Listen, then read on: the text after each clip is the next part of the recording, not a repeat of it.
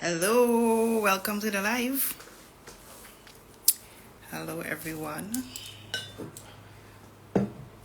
Happy New Year to all my followers, their friends, and family. We're just waiting for the live to begin. Yeah. So this is Conversations with a Journalist, with our special guest, veteran journalist Akash Samaroo of Guardian Media Limited, CNC3. So welcome back. This is the first live for 2025, and I hope everyone is good. I hope everyone is prepared to enjoy the conversation, to join in, leave your comments. There's a app, the section there, I'm not too familiar with it, where you can ask your questions, or you could just jump in the comments with your questions on tonight's discussion. And it's all about covering press conferences. So, press conferences are a part of a beat that journalists often have assigned to them, where they have to cover and bring the story from the sources directly to the readers. Yeah? So their press conferences take many shapes, many forms. We have sports press conferences, which can be either before or after a sporting event. We have press conferences on a number of topics. It's usually when there's breaking news or there's something. Larissa sent a request to be in my live. She's joking, right? So we're all familiar with press conferences. As I said, there are sports press conferences. There's press conferences from Ministry of Health, Ministry of National Security, Ministry of Works and Transport, and the list goes on and on, depending on the need for a public audience to get in front of the media and get these questions answered, right?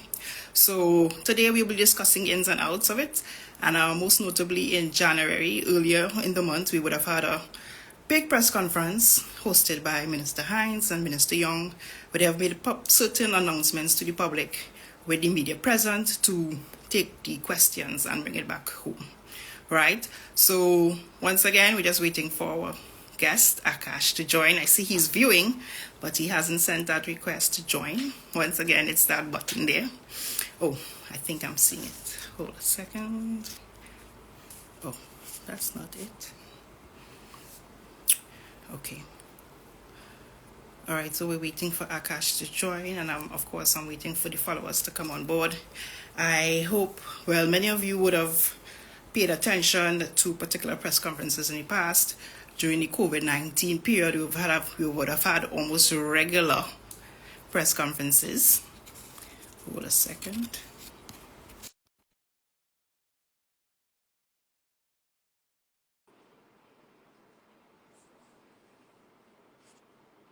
Is he on? Testing. Yes, there he is. Hi. Hi, good evening. Can you hear me? Yes, we're hearing you. Can you hear me? Okay. Yeah, I just realized I never did this before, so I just realized I couldn't do it by my laptop, so Oh, I had to kind of switch over. Yeah. your yes, yes, yes. Yeah, it's That's on my what. phone. Yeah. Yeah, so we're on Instagram Live. Good night. Mhm. Sorry? How are you? Not too bad, not too bad. It's been a really busy start to the year. I was kind of planning to really kick into gear by March, but it's an earlier demand this year, so it's been quite exhausting since the end of last year to now. A lot of things happening, and yeah, taking it day by day. But I'm getting there. Yeah, I'm getting there at the end of the day. Yeah. I know being in the media is a very hectic job, and that is some of the reasons why I wanted to start this series, Conversations with a Journalist, just to get persons Mhm. familiar ins and outs of being a media reporter, the demands on your time, on your schedule, on turning in those assignments. I know it's very a high pressure. Yeah, it's very deadline driven, and there's no sense of I'll finish this tomorrow. You don't have that option. I'll finish this when I come in the morning, or I'll stop here, or I'll take a break. No matter what happens during the day around you or to you, 7 o'clock is 7 o'clock, Sorry. and the press time for the morning paper is the press time. That doesn't change. You need to get yourself in again. Sorry. Oh my God. Sorry. Are you being attacked by something? I thought I was set up with my phone, but it's slow. That's okay. Sorry, that's funny. You're a funny guy. All right, so tell us a bit about you, Akash. I would have that about 7 months Mm. ago. You would have made years in the media industry. So a lot of people may not be familiar with you and how far Yeah. back you go in the media industry. So give us a little bit of that background. Um, I started in 2011 in on June 1st, 2011. Um, a couple months before that, I wasn't sure what I wanted to do with myself. And I always knew it would have been something in a creative field. And I saw that they needed a news reporter at a radio station called 103 FM.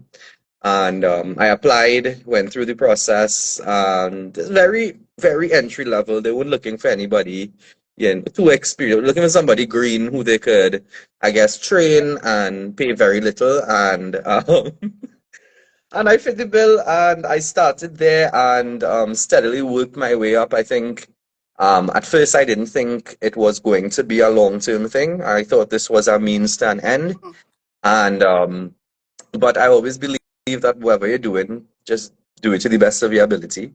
And I put my mind, body, and soul into it. I worked weekends where I wasn't even scheduled to work. I worked holidays where I wasn't rostered to work. I just went that extra at the beginning because I always believe that is really the stage where you really need to give it your absolute, absolute all. Because I also believe if something doesn't work out, I don't want to ever sit down there and wonder, well, what if you had put in more effort? That's one thing I hate to see. Things could happen around me that would, lead to an outcome I didn't want and something you can't control.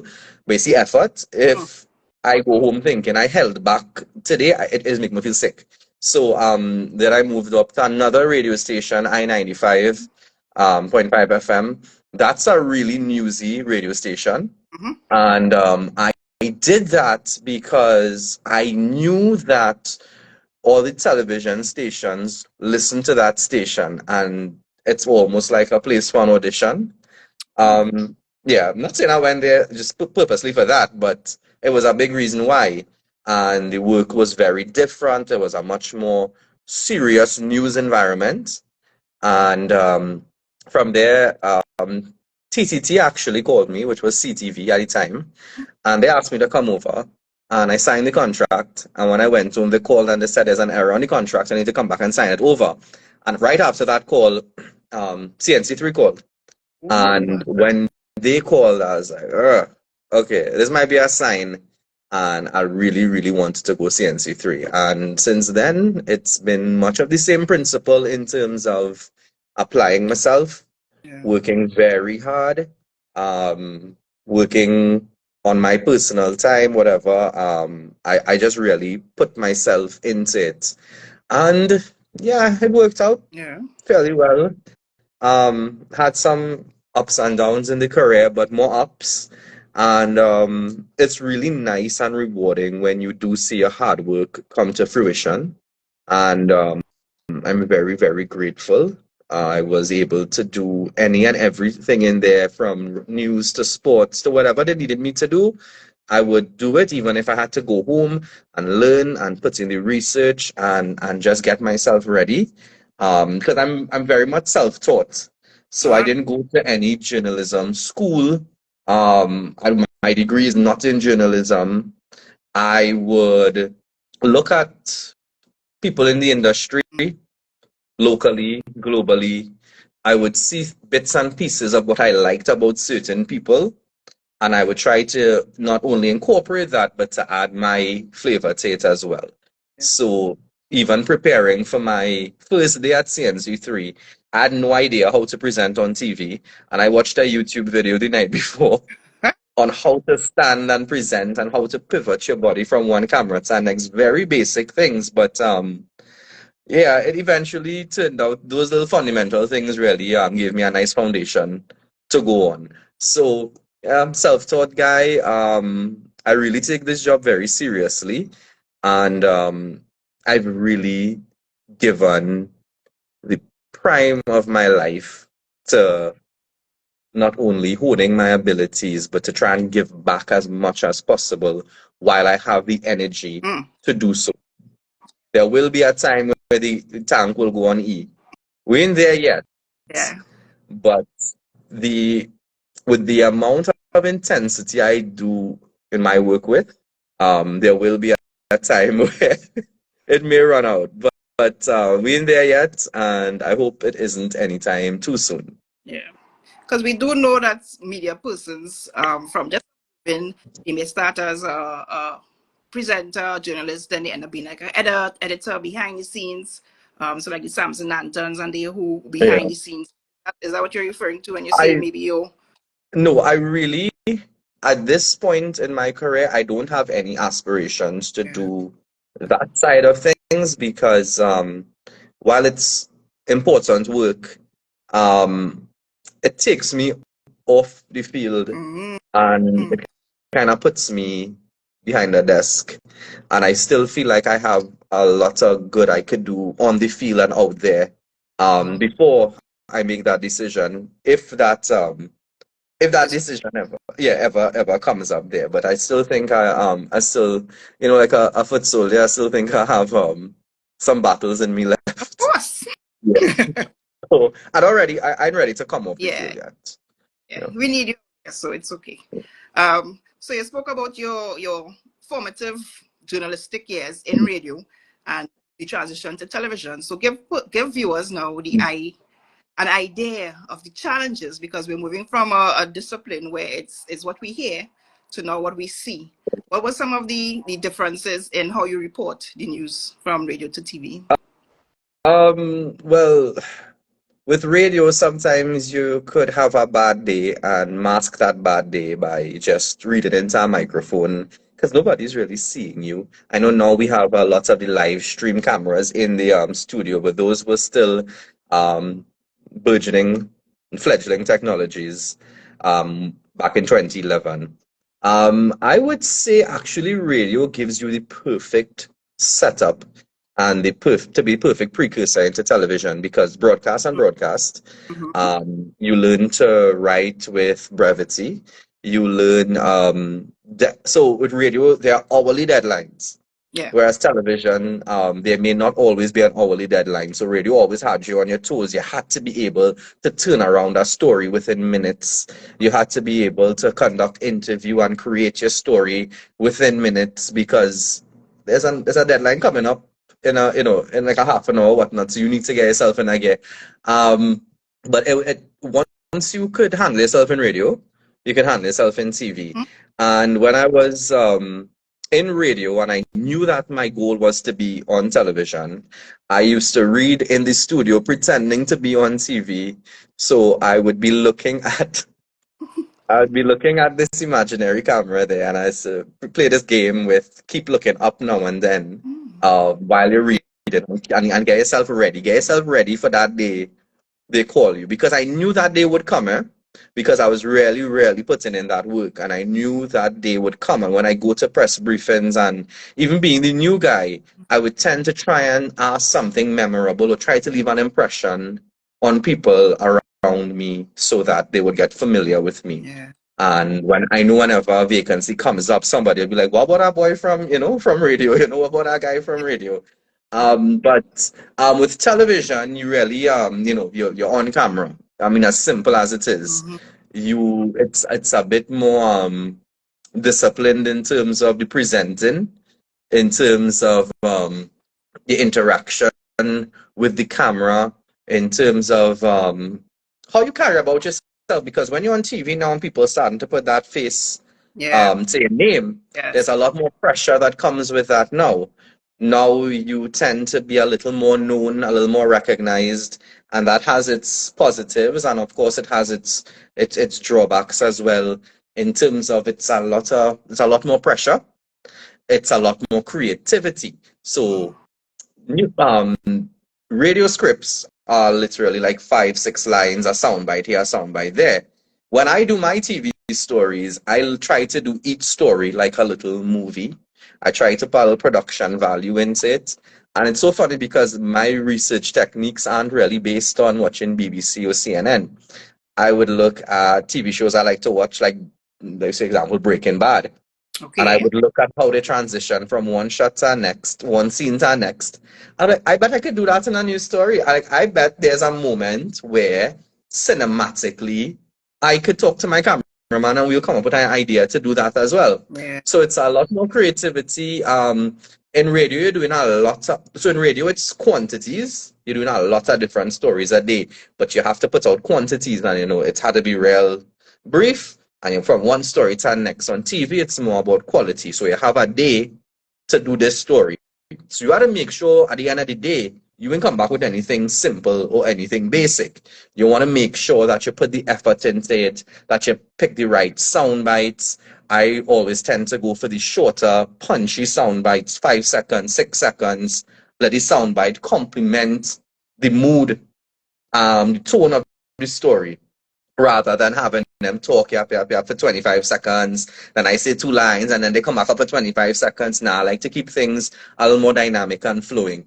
So TV, the hard part was understanding that they don't want 6 stories from you today, like in radio. They want one very good one. Yeah. So do your research, make sure whatever you're doing, if you have documentation to show, and then you had to ask yourself as well, with broadcast, it's not like papers where people could say, what was that again? And they flip The back. back. Or they Yeah. go back to the top and what is it again here? I had to make sure you understand everything the first time I say it. And that's another thing you have to be, mindful of when you're scripting. You want to keep it simple. You want to make sure that figures are broken up in a way that it's easy to consume. It's really a lot of thought and effort that goes into a proper TV story. Now I'm saying a proper TV story. Not to be overcritical, but I've seen times where I see certain stories and I wonder, Hmm. you could have put a little more effort into that to help me understand what it is you're trying to say. And sometimes people might just slap a few sound bites together and put some video over it and say, right, that's my TV story. I don't really ascribe to Subspect. that. Thankfully, by us, it doesn't. I mean, you don't really see that. A lot of people put in a lot of work and the effort and the work ethic is there. So, yeah, radio quantity, TV quality. Yeah. Yeah. And I would say is the biggest, what was the biggest change, at least for me. Mm-hmm. And then, of course, with your face being out there and people tend to, look out for you more. And then, as I said, the expectation gets a bit more as well. So Yes. you have to set your standards high and try to maintain it and get there every day. Yeah. So what we're learning here is not that you go on the field, you cover a story, and you go home. It sounds like you're doing the scripting, the research. You're sitting down with the Oh, you're editing doing team. You're everything. doing You're doing everything. everything. You There's put together nobody to really. right? Yeah. Yeah, yeah. You have to do everything from start to finish. Even when you're putting in your instructions to the editors, you have to be very specific because while they are very talented, it's not just your work they have for the day. Mm-hmm. So they have a lot of scripts coming in, so they don't have the time to sit down and put things in for themselves or to write it or to create it how they want to create it. You really need to be specific and say where I want natural sound, where I want you to move from this shot to this, where I want you to transition from here to here. So it is like scripting and producing and directing a movie every day. So every day you have this little movie to Mm-hmm. make. Right. And on top of that, you have to balance the creative side of it with the newsworthy side of it. So you can't just feel you're going to be Steven Spielberg today.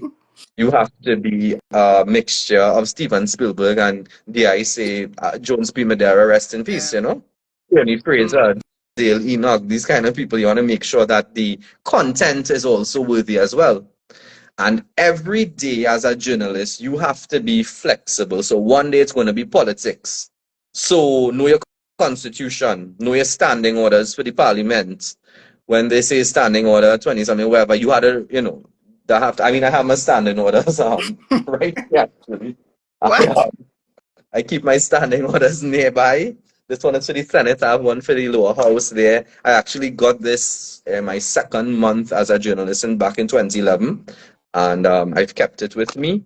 Then the next day might be education. Then the next day it'll be crime, and then the next day it's human interest, and All these things require a certain touch and a certain balance, and every day you have to be, every other day you have to be dynamic and be able to transition and be able to switch your skills from how you would handle a political story with how you would handle a story where you're trying to help a family in Mm, poverty. mm, And it's exciting, because no 2 days are ever really the same sometimes. Sometimes it could be held mundane, but it's really exciting because one day they could just say, you know what, we need to head to Venezuela. That happened in 2016. There's a crisis there. We need you there.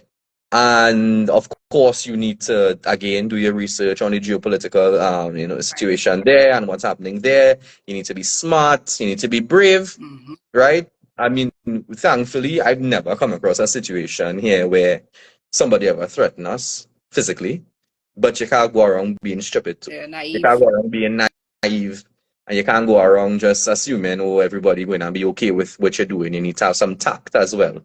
But yeah, so Mm-hmm. So you mentioned making sure the stories are newsworthy, and Mhm, of course come from a public relations and communications background, mhm. where sometimes the media shows up, you're waiting, you're watching the news, and it never airs. So we know this thing of a story not being aired. Has that ever happened to you where you do cover a story, you do the background, you do the research, and it's not because of the plethora of reasons why stories don't air? Yeah, yeah, that happens all the time, and you can't take it personally. Because I don't think any producer takes joy in cutting anybody's story or dropping anybody's story. But when you look at the math, sometimes like even like around Christmas times, our ads go up to Mm, almost half the newscast. And remember, mm, you're sharing time with sports, you're sharing time with weather, and when you really sometimes break it down, you have like 20 something minutes at the hour really for news. mm, And sometimes you may have a good story, but there's maybe a story that doesn't have a time limit on it or an expiration date on it. correct. Whereas, sometimes to cover the daily news cycle will take up that time. And you may have a whole strain on your story on tomorrow. Yeah. Or maybe out of all the stories for the day, that may be the only one that we could sacrifice, really. Sometimes it might be thinking, okay, I'm sorry running today, and then boom, five people die somewhere. Like, all right, that is it, that ain't going today. And you can't take it personally. It's just how it goes. Sometimes it'll happen to you, sometimes it'll happen to somebody else. Um, yeah, but I tend to at first, I ain't gonna lie, at first I take it real hard. I had the what I was furious. I used to go home vex, real vex straight. I mean, I would tell anybody anything, but I would go home real mad and I'll drive home mad and I'll reach home and I'll be mad. Mm, But as I got a bit older, as I got a bit older, I said to like, all right, cool, we go run tomorrow now, I yeah. think. But Yeah. Mm, thankfully though, well, the stories I get to do now aren't really ones that they drop because it's things that they will want for the night or the next morning for a newspaper because we have one newsroom model in Guardian Media. all right. So for the last 5 years, I've no longer been a television reporter, but a multimedia, so television and Yeah. newspaper. Yeah. Yeah, so you have to be able to Switch. do that, and it's very, I think it's very important, even though we are the only ones with that model right now. I think it's important that everybody learns to be multi-skilled Mm, in media, so make sure you're able to write for TV and make sure you could turn that TV story now into a newspaper story the next day because it makes you more employable and it gives you that little edge over, whoever competition you might have for a certain position or regionally or globally, it makes you a little more attractive if you're able to be multi-skilled like that. so when it comes to press conferences, Akash, Mhm. um, walk me through it because the Minister of Education calls a press conference in 2 hours. What happens in the newsroom? Is there a scamper? Who's available? Who's not? Or is it I need look at seniority? Okay, you're more senior. You should go. Is it because as you said, no one really has a beat per se. Everyone has to be agile. Oh, Some people have beats. okay. I don't think we do by us because I think they want everybody to be able to do everything. There are certain advantages for having Yeah. beats, and there are certain drawbacks as well. But if a news conference is called, I mean, you look at, if it's, okay, so if it's a story I'm Okay. following. So, Mm-hmm. for example, a story I'm very proud of is at the end of last year, it was that issue with the pension bill. Yeah. Mm-hmm. Right. So, I know they gave the opposition leader credit for that, but I mean, I think I was like, I do all the work, I don't understand. How she get credit for this? She just mentioned one thing at a rally, and that was it. Right. I went through the bill. I Yeah. found flaws. I do all the was like anyway. But anyway, so for example, when I did the work there, the next day, and they called the press conference about it. There's no doubt that it's gonna have to be me Mm-hmm. because I'm familiar with the bill. I did the story, and I'm gonna follow up now. I know the questions to ask. I'm familiar with the context and the content of what's happening. Sometimes it might just be based on whose shift it is. Mm-hmm. So let's say somebody on a late shift, they finish at 8 o'clock, and they Right. call a 4 p.m. press briefing. You won't give that to the person who leave in 5. Mm-hmm. You won't give that to the person who leave in 6. That's 8 p.m. people. You're like, right, you will handle that, you know? Um, Sometimes it might just, yeah, I mean, because everybody by us could do every little thing, there wouldn't be one specific person. So I think the first thing they may do is look at if it's a story that's pertaining to something you are working on. So let me say for the day, your job is to find out about a big school fight that happened somewhere. Mm-hmm. And all of a sudden, you can't get the ministry all day, but then they say they call at 2 p.m. press briefing. You're like, okay, Ah. it most likely might be about this. So you will handle it, right? Yes, things like that. There isn't any specific person that will say, all right, if it's use the education person or whatnot. Some people may have it that way, but I don't think we have it that way. So yeah, that's how it happens. The youth education ministry, which would never make us scamper because we are right across the Yeah. road from them. So we could leave 30 Anytime. seconds before it starts and get there. So there's never really how we go, how we who gonna cover this, how we gonna get them to cover this in time. It's like it's literally right across the road. Yeah, but we tend to have things we're able to respond quickly. Okay. So yeah, like first, like if fire people or police something, we're able to go at any moment if something happens. And as I said, it could be based on whether that's a story you are following up on, whether you did a story similar to what we believe because sometimes it wouldn't say what it's about, but sometimes they would, right? Mm-hmm. So, for example, national security will always say for national security matters. That could be anything. That could Yeah. be anything. You're not too sure. You do know that Minister Fitzgerald Hines will be there. So, for example, we may have a reporter who's been trying to get him a couple days now on something, and we'd say, all right, well, you Yeah. go find out what it's about. You'll do whatever that story is. Mm-hmm. So, if it's about human trafficking, whatnot, you'll do that story. But as he's there, you will make sure and ask the questions that you've been asking for the last couple of days. Yeah. So sometimes it may be based on that too. It might be something like they're commissioning a well somewhere. And you might not, I mean, you're interested in the commission of the well as well, but you know you're trying to get the Minister of Public Utilities a couple of days now. So you'll say, all right, I will go to that, and afterwards I'm going to try and get him on Wanna? what is I've been trying to get him on. Yeah. Yeah, everybody knows the art of the dance, so they know why we're there too. They know we're waiting for Yeah. after. Yeah, they know how it goes by now. Yes. And that was a question too, because as I said, from the communication side, you prepare talking points. You prepare, okay, we're sticking with this, no Mm. matter what they ask with this. So as a journalist at a press conference, how do you walk around the dance? I mean, because they want to stick with these talking points. And as you rightfully said, there was a breaking news that they would have input on, or how do you walk around that dance? First, let's look at the evolution of the press briefing. Mm-hmm. Back in the day when I just started, it was just you and them. Now it's you, them, and the entire nation. Right. Because since COVID, we've been live streaming press briefings. So you feel the literal eyes of everyone behind you. You feel, when somebody, you're writing something and somebody comes over your Yeah. shoulder to look at your work and you feel them judging you. Mm-hmm. Right. So that's how it is now. And then you start to get uncertain because you're writing something and you're wondering if it making sense now, things like that. So there's that pressure now because now everyone is tuning in. People have an appetite for press briefings now since COVID. And it's continued since.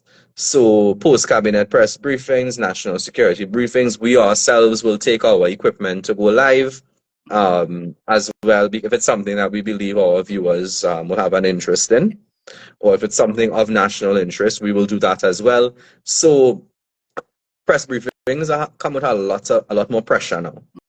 I Mm-hmm. I kind of envy back in the day when it was kind of not private, So, but you didn't feel like everybody there watching you, and now everybody's there, and not just watching, the judging, the commenting. So it's the equivalent of going to your regular job, but there are hundreds and thousands of people there with an opinion on what you're doing. Sometimes it might be encouraging, sometimes it might be hurtful, sometimes it might have nothing. It's not even constructive criticism. Sometimes they just want to tell you something to, I don't know what, hurt your feelings. I don't know what it is. I don't know what joy they get outside it. Um, and it's been an adjustment, but it's how it is now. So I always tell people that's why it's more imperative now to prepare, to mm. be prepared, and don't go into that room kind of just laissez-faire, kind of casual, So when, nonchalant. yeah. You have to be prepared. And I wrote something down. Just 1 second. I also prepared for this. Wow. Yeah. So I always look at the two. I call it the two C's, Mm. right? What's current and context, Yeah. right? Mm-hmm. So a government press briefing to discuss the state of emergency. Obviously, you want to go there and hear the reason for it and the extent of it, curfew, whatever. That's the current info. But, and at that moment, you can't really prepare too much for that. They don't know you don't know what they're coming with in terms of the reason, but you are aware of the context in which the SOE is being called. So, for example, you want to prepare questions relating to, for example, this government and this administration has always shown a real reluctance to calling an SOE. Mm-hmm. Many times they've dismissed the idea, they don't want to go that route.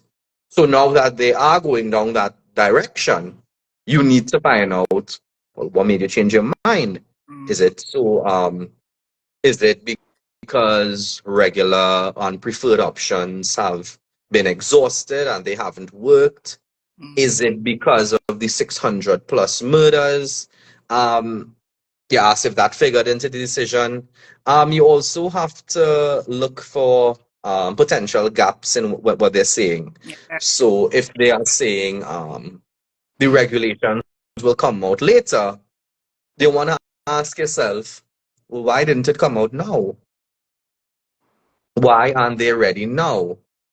If this is such, like an immediate threat or a huge threat or something you need to act on now, why do it in this perceived What disjointed? else? Things like that you have to ask, and it's not that You been you're trying to catch them and say, "I catch you." Is I want to know. There must be a reason for this, and I want to know the reason. When there was the post cabinet and the prime minister said that the cabinet has accepted the recommendation of the salary reviews commission to basically up all parliamentarians' pay and other public officers. Again, that's the current info. They've accepted the proposal, but then you have to ask questions related to the context of it. So you are accepting this at a time where a lot of unions are being told there isn't enough money to give them what they want, and here it is, you all are getting, a handsome increase, a sizable increase.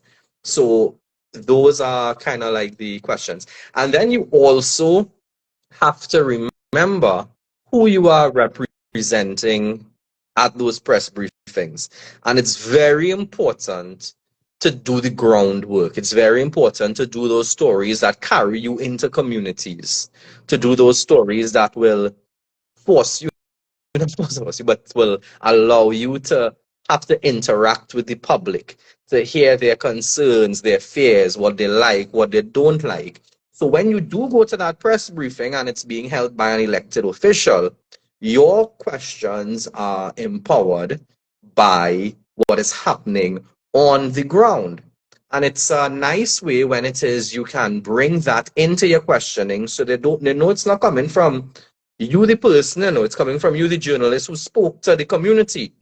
And it's a nice way, a nice subtle way of reminding elected officials who elected them and who they actually serve. So if a community is without water, I'm going to bring that up. But the only way I could know that is when I go on the ground and I talk to people on the ground and they say, boy, it's weeks now we can get water here. So if you come to a sports day in the area and your mama guy in the whatever the area and thing, I go in and say, but what about, these same people that you love today, they didn't have water for 3 weeks, They haven't had water for a month, you know?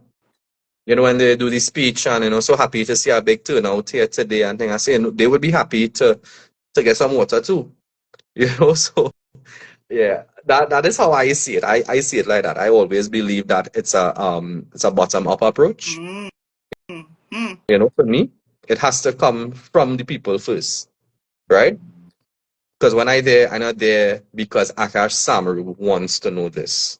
I am pretty sure, based on the conversations I've been having with people, that this is what the people want to know.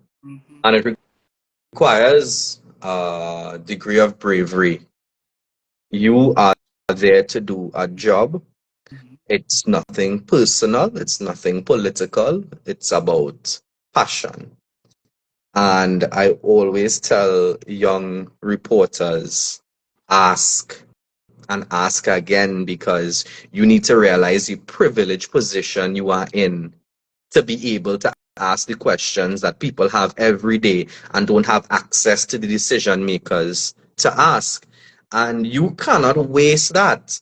You cannot waste that privilege at all, because you would even sometimes go to press briefings and you realize you're up against your own colleagues, because you'll be asking certain questions and they're giggling and laughing and whatever, and the minister or the MP make a joke and they're laughing hard, and you're like, are you all hoping to get a job here? Or, I mean, I ain't fighting anybody down. It probably pays better to be on that side, but sometimes there's a little lack of respect even within our own ranks, where sometimes you have questions to ask and you're hearing somebody stupid behind you and you realize it's your people. Like, is a some photographer or somebody that scoops in because like they wanted to go home now, or they find your job. But we have a job to do. We have a job to do. How I could go back now and I still have so many unanswered questions, you understand? And I mean, I always tell myself you have to be respectful to the office, right? Always be respectful to the office. So you could go back to any of my press briefings, you will never hear me say anything other than minister, prime minister, Mr. So-and-so, Dr. So-and-so. I use your last name. You understand? I would never disrespect your office. But respect doesn't mean absolute reverence. I'm going to bow to or whatnot. I'm still going to remain firm. I'm still going to remain resolute. And if I think you are telling untruths, I'm still going to try and call you out on it. Right? It doesn't mean that I come here to mash you up. You understand? But I have a responsibility to get the truth. And I can't leave there knowing that I'll let you just peddle wherever you want with it going unchecked. Then I didn't do my job. Then I failed there. And I have high standards I set for myself. So when I do hit those standards, I tend to have a really bad day. Yeah. And I'm very very self-critical. Like, even these last few days where people have been, you know, giving me encouragement in Adulation. public. Yeah, it has not gone to my head because I still have the same standards for myself. And it even, I mean, I look back at the SOE press briefing and I was like, I could have probably even do better. I was like, if I had a little more time, but they were rushing us that day. Because I really had a lot of questions, Mm. and I thought I could have spaced them out, hand the mic over, let my colleagues get a say, like, come back by me, and I realized they didn't coming back. And I realized, wait, is one round everybody good? And I had to, like, there was a time where, and during the second round, where the person at the ministry standing up there with their hand out, they're like, give us the mic because, we want to wrap up. And I am pretending not to notice him. And he's right next to me, and I'm pretending I'm not seeing him because I'm trying to see how many more I could get off. And I don't think there's ever been a press briefing that I left where I was like, right. And so I get to ask everything I wanted, and I am 100% happy. I always leave there going, God, boy, I didn't get to ask this thing, man. Oh, God. You know how long I want to ask this? Tactic I've seen, especially like in the US, where they have like US President Trump in front of the White House, and as wrapping up, the journalists are, Mr. President, Mr. President, and they're shouting questions. Yeah. Is that, well, we have enclosed press conferences, so I don't Yeah, think. we have a smaller pool as well, so it's not like dozens of us. It's like about sometimes four, some sometimes maybe 4 or 5 of us. Mhm. So we don't have to be that way. One compliment I would always give the Prime Minister, especially for post-cabinet press briefings, is he allows a lot time for questions. So sometimes they may go on for 2 hours, 1 hour would be him, or maybe 40 minutes would be him, and then he would take questions for the remainder of the time, and he takes a lot, and you would even see him pause at the end before he wrap up, and he would look, and he would say, "Okay, thank you," because sometimes we are cognizant of your press time too, eh? So sometimes you realize, oh, it's 4:30, boy. You want to go Yeah, back? we need to bust out now, like, and then sometimes we would whisper to each other, like sometimes maybe the TV6 journalist may lean forward and be like, you good there? I said there, right? And I'll be like, yeah, boy, that had to be it because Yeah. it's getting late, it's getting late, and we had news coming up. We need to go back now, and because there are lots of things. For example, the footage will be on a memory card, Yeah. and then you need to ingest the footage, and then sometimes a press briefing for 2 hours is a lot a lot of gigabytes that have to go in and, as well. So there's a little technological process to that as well. So yeah, we don't really have to. I mean, we sometimes try to, I mean, respectfully rush each other. It's Mhm. not a case of we talking over each other, whatnot. Or sometimes you'd pick up that, okay, this journalist question clearly want to have 3 parts, so that we let them ask whatnot, or maybe you could help or whatnot. The worst thing, though, is when a question comes that drops off the intensity Mm. of what's happening. So let me say we actually, 2 or 3 of us actually get in somewhere, and then one person come and just throw cold water on everything. What's your New Year wish? Like, oh no, no, we don't want to know that. No, maybe later, but not now. You could Yeah. ask that at the end, Sometimes I'm like, gosh, my. But yeah, we have a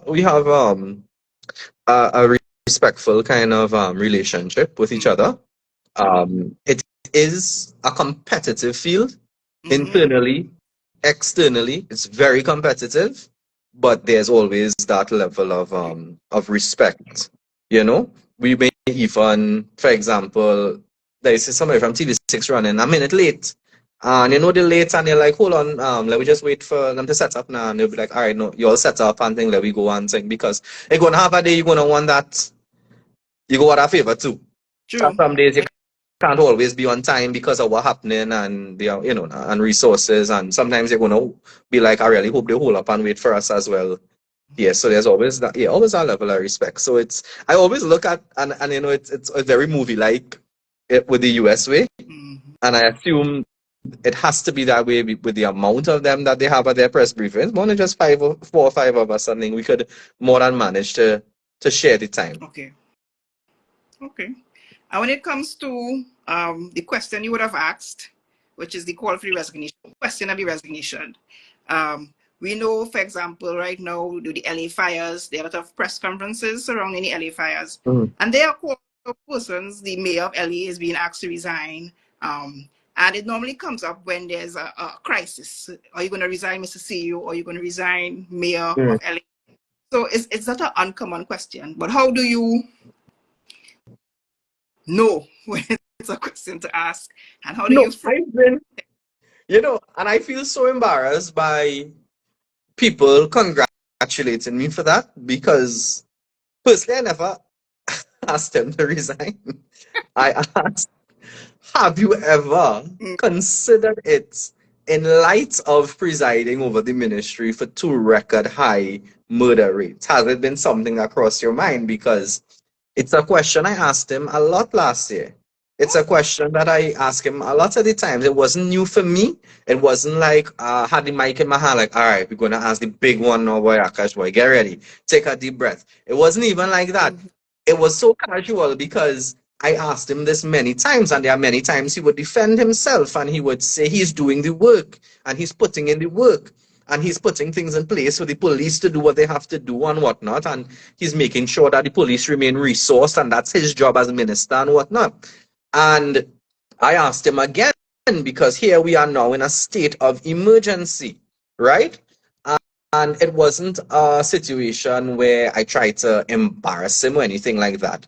But we have a population that a lot of people criticize him for the job he's doing, and it was almost what do you say to them? Mm, What do you say to people who have similar sentiments that maybe you should step down, maybe somebody else should take a crack at it? Or what keeps you in this job in light of mm, what's happening, in light of those record high murder tolls? So it wasn't a thing where the question was specific for the SOE, or the question, oh, I went there and I said, all right, this going on get me on the map, or this one going on get the attention and thing. I get enough attention yeah. since school. Eh? I've been getting enough attention. I want less attention if you ask me. Mm, That is a natural question I always put to him at certain times. At certain times, I give him the opportunity for him to defend what really keeps him there, and it's also a response to people who believe that you shouldn't be there. So what's the response to that? And he usually answers. So when Minister Young intercepted the question, I um you all didn't see, but I would have put up. There's a part where he says, I know you asked Minister Hines," because as he started to talk, I put my both hands like this, and I was like, for I him. pointed to Hines, and I was like, it's for him. The question is for him. And that is when you would hear him say, I know it's for Minister Hines, but. And I thought, okay, so weird, but it was so funny because remember the first question I asked is, where's the Prime Minister? Yes, yes, we remember. Clearly, he was there. He was, and I laugh at it now because I was like, in Minister Young's mind, I was wondering if he wanted to say you're talking to him. Oh, Yeah, oh, I get it. and see that's everything played out now. I always look back at that and think it's hilarious there that the Prime Minister, was technically in the room with us. Yeah, but that wasn't any for me, it wasn't anything out of the ordinary or extraordinary. Yeah. It was a regular question that I ask him all the time. It's just now and then, as I told you about the evolution of press briefings, it was probably the most watched thing at the time. So there was a lot of attention Mhm. on it.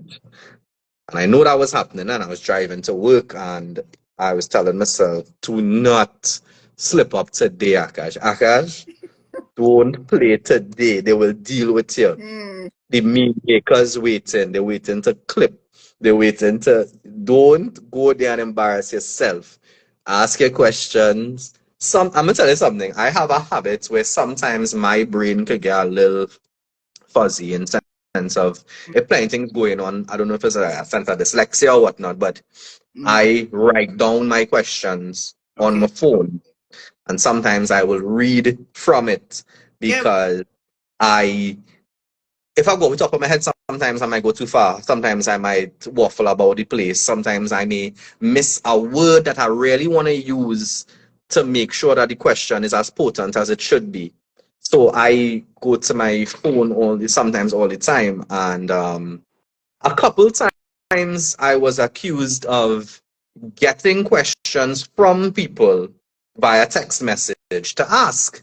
Mm-hmm. And that's like the biggest insult because I know I just put in my work. I know the night before I do my homework. I know before I go to the press briefing, I sit down there thinking what are the questions need to be asked. So when it is somebody, say that to me, I get annoyed because I remember one time I told a minister, well, I'll come with a typewriter next time. I'll come with a typewriter. I know the hat with the word press stick out of it.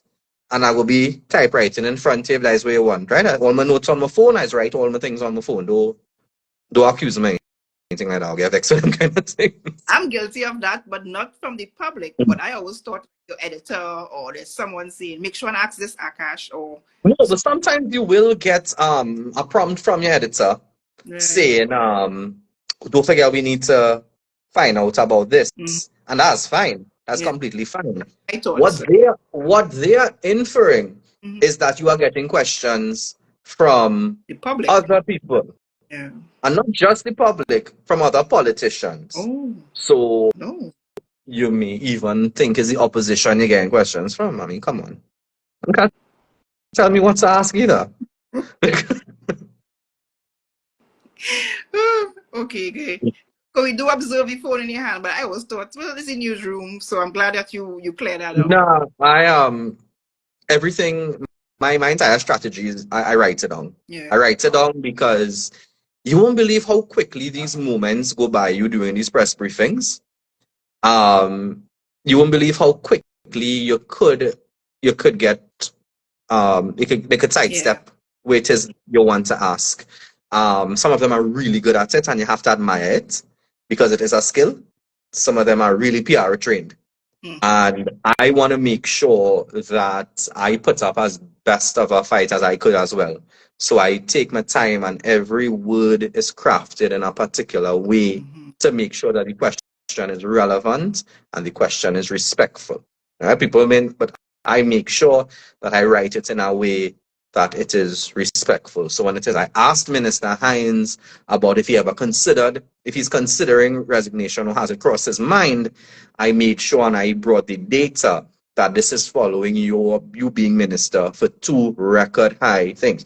So what I went and I did was I went and I make sure before I checked the annual murder rates, I checked with the crime reporters, what was 2022, what was 2023, how much time we crossed 600. Mm. I didn't go there just so. It was based on data, based on facts. Yeah. So the research was done. Yes. It has to be done. It must be done. As I said, you may not be able to know what's current in terms of what they're currently coming with, Mm. but you have to know the context in which you need to read between the lines. Sometimes you need to hire head on all the time when it comes to these press briefings. And that's if you want to do it properly, yeah. It has some people who just may see it as a job, do what they have to do, and they go home. You say X, Y, and Z on the Thing. platform, I on the write it. panel, I write X, Y, and Z. He contended, he underscored, he argued. Mm-hmm. But I always believe that, some people say journalism has to be loyal to balance. And yes, there must be balance, but I always say my first port of call is truth, Yeah. Mm-hmm. right? A and B not going to get 50-50 in my story if I know be lying. Mm-hmm. Then I am basically a drug dealer and just peddling wherever it is to the public Mm. without doing my due diligence. Yeah. So some people ask if there's an investigative reporter, every reporter needs to be investigative.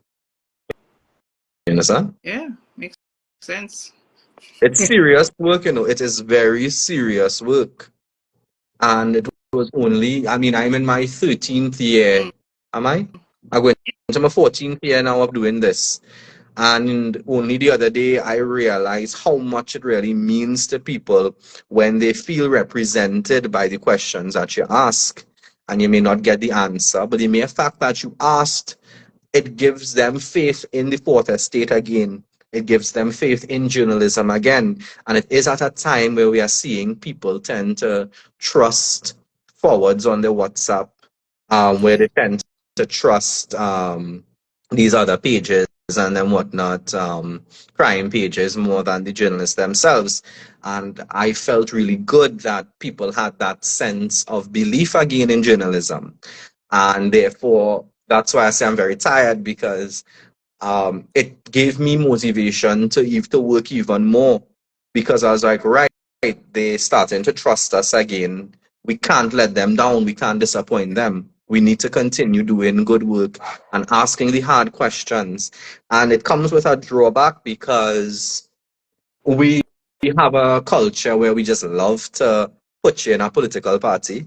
Like, can't it be that you want what's best for your country, but you don't particularly support one party or the other? And then sometimes the ethnic lines tend to, Mm. you know, tend to inform some people's uninformed position on the reason and the rationale behind. So, because I'm of Indian descent, automatically, apparently, is a UNC question. And I don't understand that at all. Mm. And it's something that you have to deal with all the time. Is like, can't it be that I'm just asking a question, though, for the public's sake? Um, yeah, so, and then you get the memes, you get the very disparaging comments sometimes, and they come out and they talk about your family, they'll talk about my wife. Yeah, so I always know when I leave those press briefings that somebody go and say something about, man, I just need to learn to ignore it. And every year it gets easier and easier to ignore. Mm-hmm. So I kind have this system now where I don't let them get to me, because I know when I sleep at night and at the end of the day, I know what I did was genuine work. I know that I'm beholden to nobody. Mm. I know that I get up every day and drive the same car I've been driving for the last 9, 10 years, not being able to afford a new one, still living home with my parents, because are doing things the right way, are doing things the ethical way, the credible way, and accepting no money on the side, and accepting no bribe anywhere. I live in paycheck to paycheck, but are doing good, honest work. And Mm. nobody can tell me otherwise. And that is the peace that you can buy. As Yeah, is, that's the piece I give myself. I mean, some comments now and then I get so mad I want to cuff somebody in the face, but don't do that. yes, I take a deep breath and say, you know what? You have to They don't man. know you. You have to And serve. if they met you for 5 minutes, they would never say that about you. They would never ever say that about you. If they just meet you for a minute, they would never. They are criticizing the idea of you that they have in their head, which is very often not the person. Yeah. Yeah. And I'm getting a lot of kudos here for the depth of knowledge. And I'm learning myself. That's why I really I love doing these series. I still learning. That's why I write it down, because I tend to be able to do things. I never take moments to write down why it is I do the things this way. So moments like this give me a reason to write down why it is that I operate the way I operate. And it's really nice to understand. And I'm still learning. There are still days where I still feel like I didn't do as well as I could have done. And I will go home and make mental notes and say, tomorrow we're not doing this again.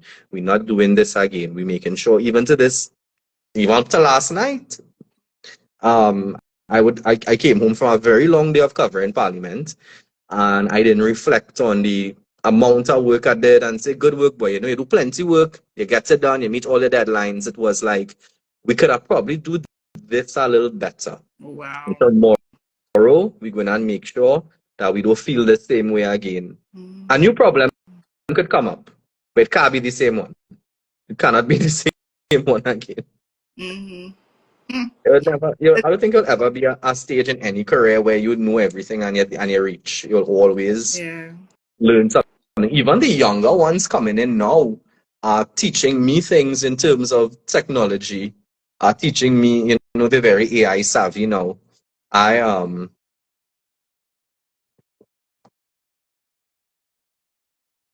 Oh, Is that mine? sorry. That was Is that mine? that was me. Oh, you're right. Yeah, they're very AI savvy now, and they have all these shortcuts. I haven't really jumped onto the AI bandwagon yet. Oh, I still listen and transcribe you, everything oh, word you do? for word. Yeah, I don't use those transcription things yet because I believe in tone Oh, and emotion, and I like to read the emotion when you're talking. And um, certain things could just come across in black and white when you hit transcribe, and you don't capture mm-hmm. the mood and the tone and the emotion of what was said. And if I'm telling a story, you need to know how that person said that, not just what they said. But Mm. did they say it with a smile? Did they say it with a forced smile? Did they say it, did they take a long pause in between as if it was hard to say? Transcriptions and go pick that up. Mm. So it has its use, but I transcribe every word Oh, still, every second, every word. I don't, Akash, yeah, oh. yeah, it's like an old school habit that I have that Yeah. I will have for a while. So are you still using the old model recorders? Nah, Press play. Oh, okay, okay. nah. I still marry new technology into it. I'm still tech savvy to a point, Mm-hmm. but you see, when it comes to my content and the material, it has certain things I'll do the old way Yeah. for as long as I could do it the old way until one day we just Phase out. can't anymore. Yeah. So we already are 1 hour in. Shall we continue, or how do you feel? I could probably do a few minutes again. A few minutes again, Yeah. okay. Because I wanted to know, because you mentioned like the listening ear, and I'm listening to you formulating my questions. You mentioned having that ear to find out what's newsworthy in a press conference, and you also mentioned filling the gaps of what is said, Hmm. what is presented to you, versus what is not being said. Hmm. So, at a press conference, how are you fine tuning? I guess you're fine tuning your questions as you're listening, and Hmm. coming what needs to Hmm. be asked. Tell us more. Hmm. Um, Sometimes certain questions you have from before would be a bit obsolete because they would offer Answer. the answer. So then you maybe look to build on it. You maybe look to retool it in a way where, in light of you saying this now, can you explain so on? So rather than the initial question, which would have been to explain this swimmer, it's like, okay, explain it. But can you maybe go? Sometimes it's not enough. So sometimes it might be like, I know you said, for example, it's reprisal gang attacks. So Mm-hmm. then maybe I will say, okay, so the question of was it rational for the SOE? Yeah. They done kind of give you that already, but maybe you could find out a little more. So is it reprisal gang attacks in a certain area? Is it nationwide? Is it in Tobago? Mm. Um, is it with firearms? They're going to, how it is they're going to, where it is, how much you can tell me, you know? So you always have to be, you can't be distracted. You can't be distracted at all. You have to be listening carefully. You have to be ready that because when they finish their part, it doesn't have 5 minutes where they say, all right, um, take 5 minutes and get your questions ready. Yeah. Is as they finish, and we are now open for questions. You ought to be ready, You have to be ready. So you have to be able to listen to what is being said, retool the questions where they need to be retooled. Sometimes I will pile tick by question things that they have not addressed and like, all right, we start in here with what wasn't said or whatnot, and we go in back. Or sometimes you just look around the room and sometimes a question has nothing to do with what they're saying. So, for example, I look around the room and I was like, with the Prime Minister? Normally he doesn't. And I asked that in the context of he doesn't hide from us, really. Whatever he has to say, he's come and say it. So I wonder how come on a big day like this, where he was. And it wasn't a question like, haha, the Prime Minister not here, I want to make it out. That I genuinely wanted to know, how come he didn't Yeah. come? You know? Sometimes we even looked around that day and we was like, it would have been nice maybe if the commissioner was here. I didn't think of that. Maybe if the head of the defense force was here too. Considering the roles they will have to play in a SOE. And when we got there were four chairs at the head table. There were two tables and four chairs. And I remember standing there with it was Priya Bihari from AZP News. And I said, right, four chairs. We were told that it would be the Attorney General, National Security Minister, like two. I said the other two have to be the Commissioner of Police and the head of the Defense Force. And then we see they whip away two chairs. They just take the two chairs and they move it and they remove a whole table and there was just two and I was like, they're clearly incoming. And that is something. Those are things as journalists you would want to know, like why didn't bring the commissioner to kind of explain to us the police's role in this. You know, we're going to have questions about abuse. We know, again, the context. We know there have been cases of people impersonating police officers. Now that you are giving them these extra powers, what are we to do about that? Any advice you have for us with respect to that? So yeah, sometimes you're just looking around the room and you realize somebody who should be here not here, you know? And sometimes that informs a question as well. So it is, and I'm saying it, it's really a lot of hard work, you know. It shouldn't just be that you go there, hear what they have to say, write it down, and then come back and regurgitate it. It shouldn't be that at all. Obviously, you want to carry across the central message too, you know, but we there to also ask questions. If it was simply us taking notes on what they say and repeating it, that's a different conversation, but that's not journalism. Journalism is the ability to ask and hold people to account. Let me just go through my. If you had write it on your phone, no, I. you. Now in the US, you would have seen that journalists, as you would have mentioned, there's a room full of journalists, and they have to be to be called upon. We don't have here. I mean, it looks just from appearance that anyone can take the floor. It's so some of them you have to have a mic. So you will so I could tell you for the SOE press briefing, me and Shame to say, I went and let the national security officials know, bring that mic by me first.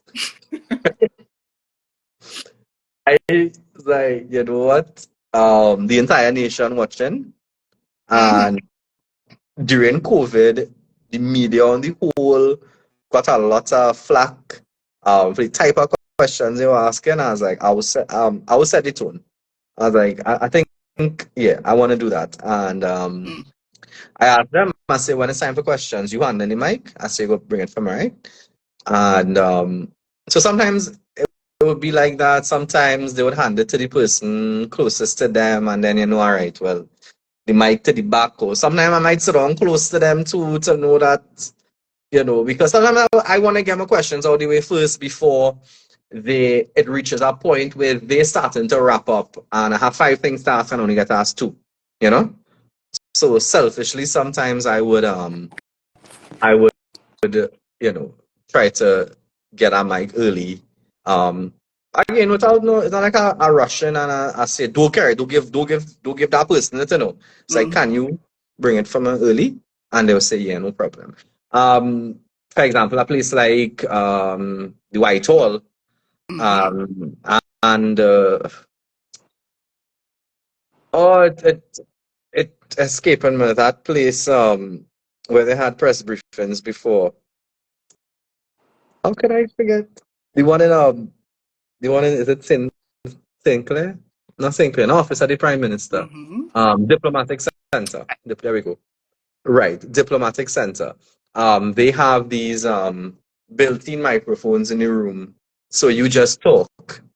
Oh, And sometimes, just with the group of us, just given the composition, there may be an unspoken understanding that about who might go first. You know, based on the topic, you look at the personnel in the room, and I'll be like, it's more business oriented, and I feel that senior business reporter might go first. And you go allow them. You will say, what? I ain't rushing. I ain't rushing. You do your thing. yeah, yeah, You yeah. know, sometimes your question is a question that is not really to deal with the press briefing per se, but remember we spoke earlier about you going there because the person going to be there. So you let everybody deal with what they need to deal with first, and then you come up at the end because it's real disrespectful to try and derail the whole thing early because of what you working on, What you Mm-hmm. understand? But yeah, we tend to have a bit of an order. We will sometimes for like the first few seconds talk over each other, and then Okay, some person will give way. okay. So after, and the thing about Dr. Rowley, especially with post cabinets, is he takes these long pauses sometimes, right? So sometimes you think he done talk, and he ain't done talk. So sometimes he will say something like, and that is why we did that, and then he will just stop, and in 3 seconds go. Because if we didn't do that, and by that time you already done start to answer your question, and you didn't realize he's still answering that one. So sometimes they would hear Prime Minister. Oh, okay. They will put on. Yeah. But everybody gets a fair turn. Yeah, Yeah. yeah, yeah. The, Again, it's not like it's 50 of us fighting. It's like about five. oh, is it? Sometimes it's three. Sometimes, yeah, we could more than share this space. And finally, because I'm seeing my batteries dying, unfortunately. Mm. Um, what do you do when the question is not directly answered? And I guess you would have gone through that way, Minister Young elected. But what what is the I had runaround? I had a couple moments like that this year. I think a moment that got a lot of social media attention was, unfortunately, again, National Security Ministry, and the day before, uh, the Deputy Commissioner of Police, DCP Junior Benjamin, had said that police have crime under control, right? And I know a lot of people I mean, I understand why he may have been saying it, me and we doing our best. But I know a lot of people took a little offense to that because they were like, all these murders and crime under control. Like, I'm not feeling safe in my country, and you're telling me crime under control, so they felt insulted Yeah. by it. And the next day, the Ministry of National Security called a press briefing, and the entire police executive was there. I'm like, perfect. It's a good opportunity to find out if the National Security Minister is also of that view. Mm, And I said, Minister Hines, yesterday DCP Benjamin would have said the TTPS has crime under control. Is that something that you agree with? Does the TTPS have crime under control in this country? And he answered this kind of way, but he never said yes or no. So after he finished for like a whole minute and a half, he was answering, and then when he stopped, I was like, "So yes or no?" Asking again. So I have to follow up because a lot of times, you will be surprised how much they answer and don't answer. yeah. And on the same day as politicians, with anybody really, Mm-hmm. um, yeah, they answer, and at the same time, when you really listen back, you're like, you didn't answer the question at all. And sometimes it is very prudent to follow up and be brave. Now, that's where the bravery that's coming. Huh? The bravery is not from the first question. The bravery is the Follow up. follow up. The bravery is you letting them know you are not satisfied with that answer. That is where the bravery comes in, because now you're putting yourself out there. So you need to make sure that follow up is proper, and and it's a respectful way to say it. Sometimes I would prefix it with all due respect, with Mm, all due respect, Mr. So and so, with all due respect, Minister. Still a bit confused as to if you agree or you don't agree, or I still trying to understand. Sometimes I make it seem like I don't understand when it says I really want to say, hey, you're ducking my mm, question. You are ducking my question. So I might say, I am having difficulty understanding your position on this. Can you? yeah. I remember Okay. when back in 2017 when the Prime Minister would have fired Marlene McDonald.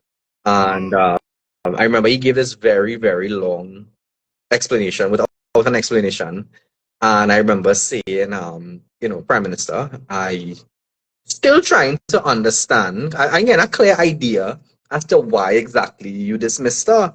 And I remembered him saying, "You don't understand?" And he was a bright fella, so clearly I need to say it again. And I was like, all right. And a moment like that, you go take your buff. But again, him to try again. Yeah, And try. I'll take that. For me, that's a victory. He Yeah. go, people be like, oh, the Prime Minister rough you up, boy. He's saying like, yeah, I go take that. I go take that if it is you try Yeah. again. And if I can get a little more clarity, because if I get clarity, you get clarity. You understand? Yeah, I asking for me, I cannot take the answer, write it, go home, play my game and go and sleep. That is also an option. Yeah. It's a viable option, but that's not the way I operate. Because I can't leave. How I go leave there with questions too? How I go leave there still not understanding? What was the point of me going if I left there and I still don't know? That Yeah. was my job to find out. You understand? Mm. And there are many times you'll never get all the answers you want at a press conference. You'll never. Sometimes you have to tell yourself, we go get a little bit today, we will get a little bit the next time, we'll get a little bit the next time after that. I must see you somewhere else again and ask again. You're never going to get all your answers that Mm. day. And as much as people might sometimes think, it's not a one-on-one interview. I can't True. interject when I want to interject. Sometimes you answer, and I now have to give way For for somebody. somebody else who had the mic, and I didn't get to follow Mm. up. So I like, I get half answer there, boy. Next time I go how to try and get the other half. Yeah. Gosh, I want to leave it right there, and I'm 2% on my battery, and I don't want to die. I Thank don't. you so much. Thank I you. appreciate that. And it was a lovely discussion, everyone. Seeing the comments. I'm not sure if Akash saw the comments. Yeah, But a lot of people, I see that. A lot of people I know, Carissa, Daniel, Sharice, I see Daniel as well. Um, so Thank you all everyone, so much. and we'll thank you again, Akash, for saying yes to this, and for the work that you do Hmm? on behalf of everyone. And thank you for the work that you do, for your passion, and keep at it. I Yeah. appreciate that. Thank you so much. Oh, bye, everyone. Good Bye bye. night. Good night.